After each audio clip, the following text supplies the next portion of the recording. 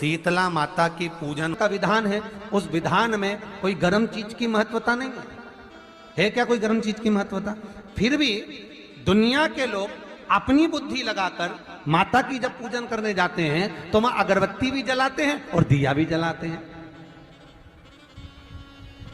अब एक तरफ तो तुम माता को ठंडा पानी का भोग लगा रही हो, एक तरफ तो ठंडा भोजन चढ़ा रही हो, एक तरफ तो ठंडे का प्रयास कर रही हो, और ऊपर से माता को तुम दिया लगाकर अगरबत्ती लगाकर तुम माता को सम्मुख में गर्म तत्व को प्रदान कर रही हो, और फिर आकर कहती हो कि मेरा बच्चा क्यों बीमार पड़ता है, मेरे पति को आगे बार बार ये कष्ट क्यों आता है, घर में लोग चिड़चिड़े क्यों हो जाते हैं, घर में लोग क्लेश क्यों करते हैं, आखिर कारण क्या है? तो कारण तो तुम खुद हो कि जो चीज लिखी है वो ना करते हुए दुनिया जो कर रही है तुम वो करना चाहते हो। तुम भगवान की पूजन उस विधान से नहीं करना चाहते जो विधान शास्त्रों में।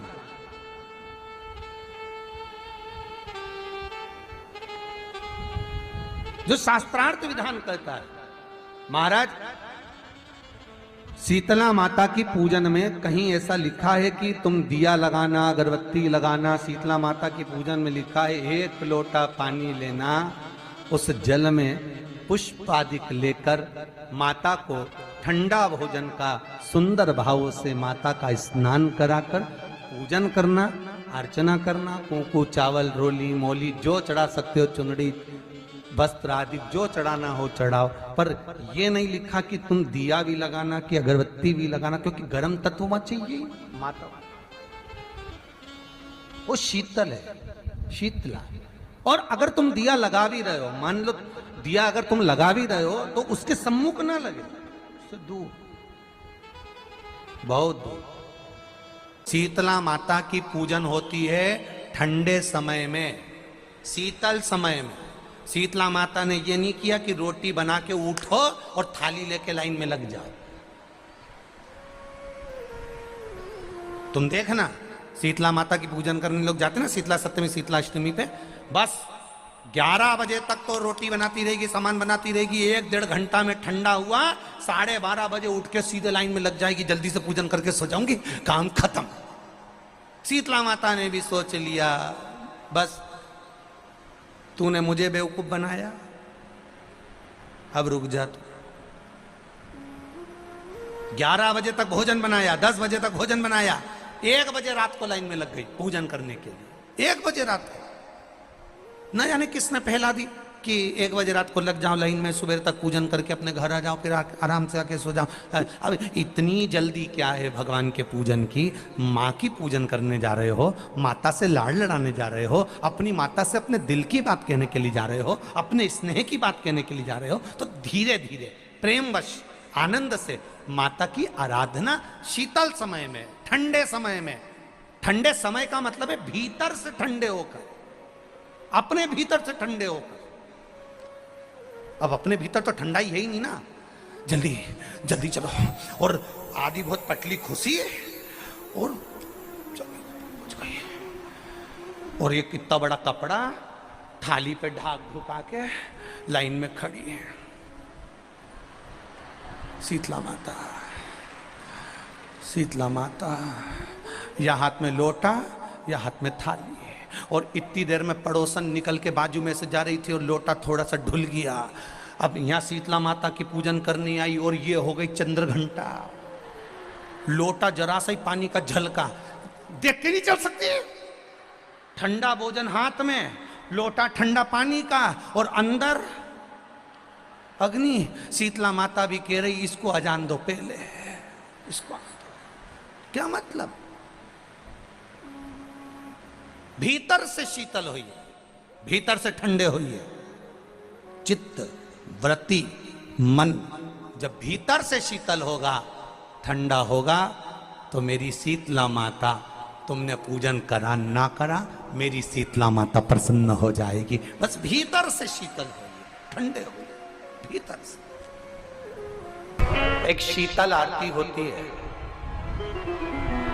मेरी जीजियों बड़े सावधानी से सुनिएगा। एक शीतल आरती होती है। कभी अगर तुम्हारे जीवन में अगर कभी तुमको ऐसा लगे कि रोग बड़ा भारी हो चुका है और बहुत भारी रोग मुझे घेरता जा रहा है, या डॉक्टर को दिखाने जा रहे हो और तुम्हें ऐसा लग रहा है कि डॉक्टर कोई बड़ी बीमारी बताएगा, तो उस समय पर शीतल आरती का प्रयोग करें।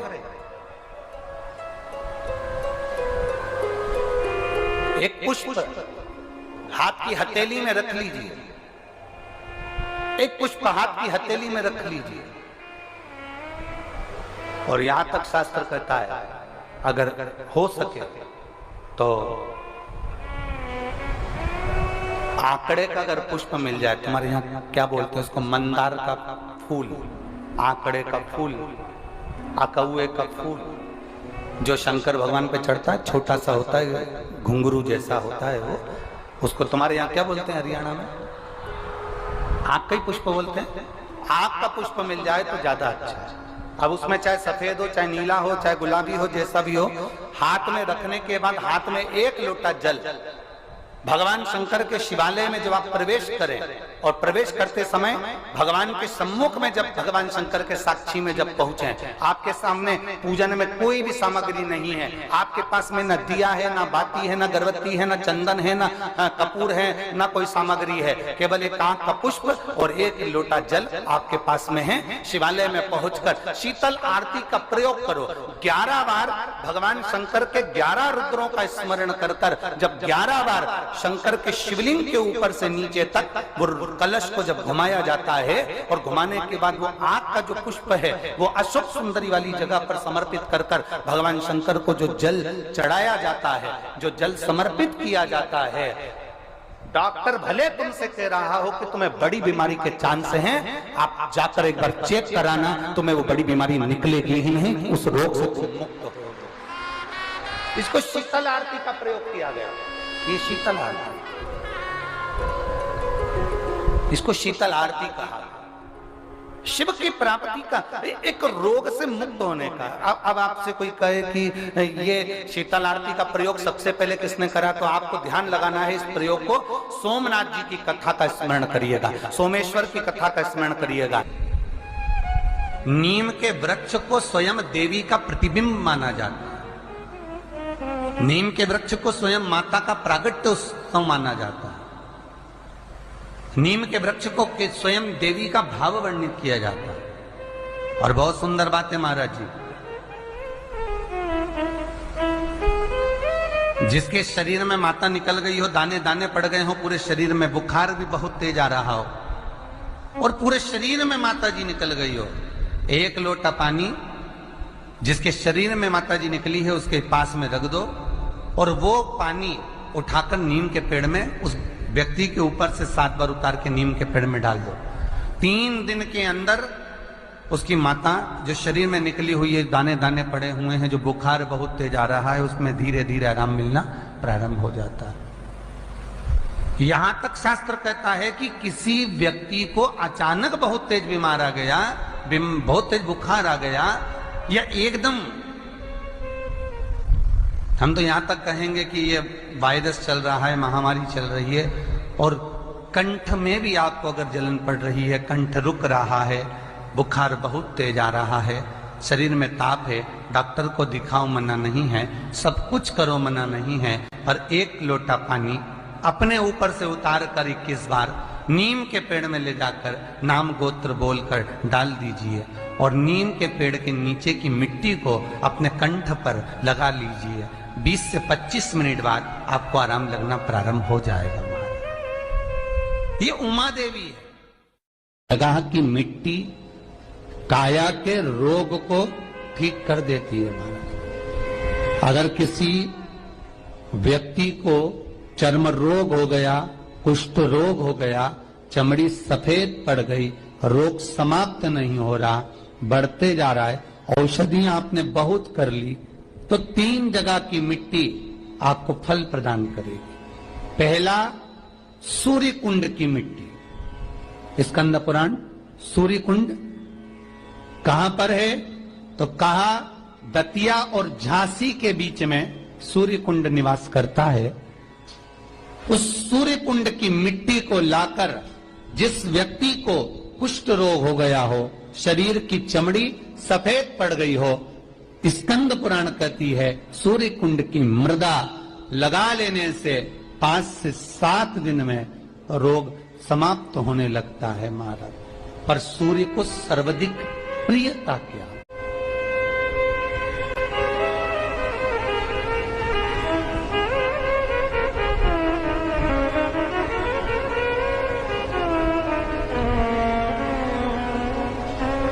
सर्वाधिक प्रियता सूर्य को क्या?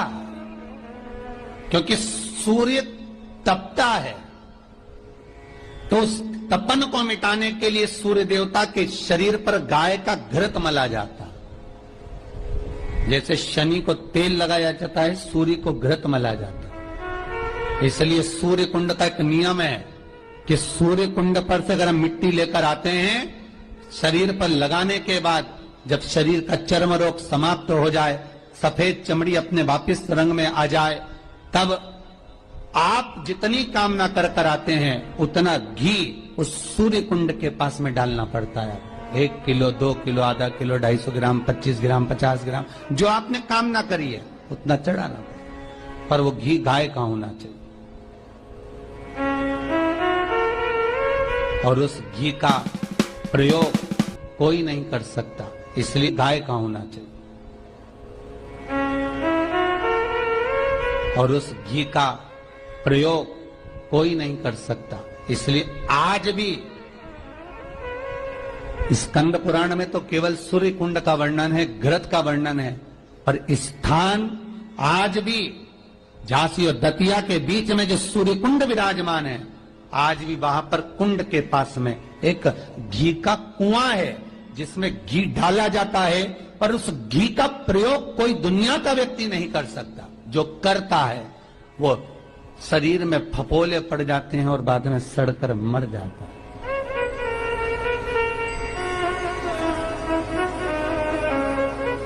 घृत है, पर गंध नहीं, घृत है।